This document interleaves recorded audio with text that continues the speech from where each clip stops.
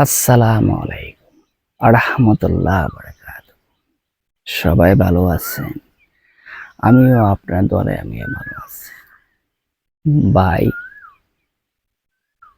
বোন সবাইকে আন্তরিক শুভেচ্ছা ভালোবাসা। ভালোবাসার অভিযোজনে একটু কথা বলি। কেন সবাই কাজ করতে আসছে, কাজ করেই জিততে পারি, তাই না?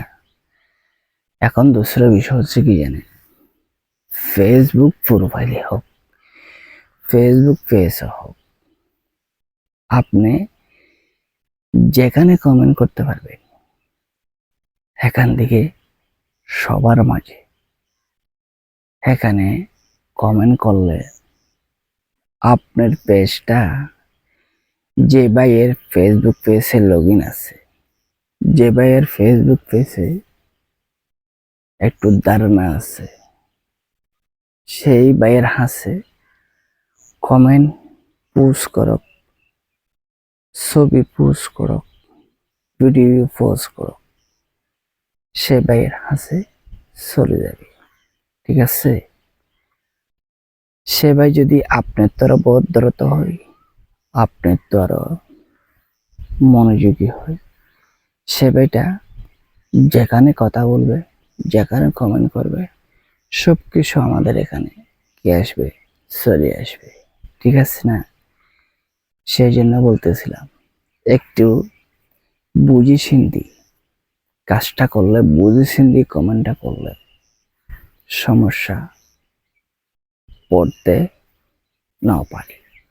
যদি না বুঝি যদি আমি কমেন্ট করলাম, না বুঝি যদি আমি পোস্ট করলাম, কিন্তু পোস্টটা কি হলো, যে পোস্টের কারণে সমস্যা হতে পারে, সেটা যদি আমরা ভাবি চিন্তি সে পোস্টটা করি। বললাম না, আপনি ছবি পোস্ট করলে একটু ভাবি চিন্তি পোস্ট করবেন, লেখা পোস্ট করলে একটু ভাবি চিন্তি পোস্ট করবেন, ভিডিও পোস্ট করলে একটু ভাবি চিন্তি পোস্ট করবেন। কেন? আপনার পেজের জন্য একটা সমস্যা না হয়।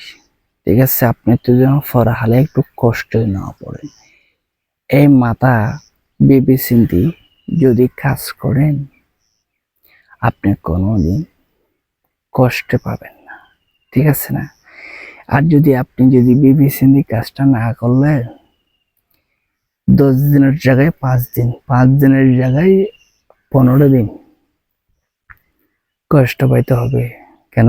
কি আপনি ভিডিও পোস্ট করতে পারবেন, কি লেখা পোস্ট করতে পারবেন, কি ভিডিও পোস্ট করতে পারবেন, কিন্তু আপনার একটা ভুলের কারণে সুন্দর করে পোস্ট করছেন না একবার, তখন আপনাকে যখন একটা সমস্যা পড়ে গেছেন আপনার ভুলের কারণে। সেই জন্য বলতেছিলাম, আপনারা যদি ভাবে চিন্তি ঠান্ডা মাথা কাজ করতে পারেন, করবেন। ঠিক আছে? কিন্তু প্রতিদিন যেরকম ভিডিও পোস্ট করেন, লেখা পোস্ট করেন, প্রতিদিন যদি এটা করতে পারেন, অবশ্যই 100% আপনি কি জিততে পারবেন। আশা করি উত্তরটি বুঝতে পারছেন। সবাই ভালো থাকেন। আমার বিষয়টা যদি আপনার ভালো লাগে, একটা লাইক দিবেন আর সবার মাঝে শেয়ার করতে বলবেন না। আসসালামু আলাইকুম।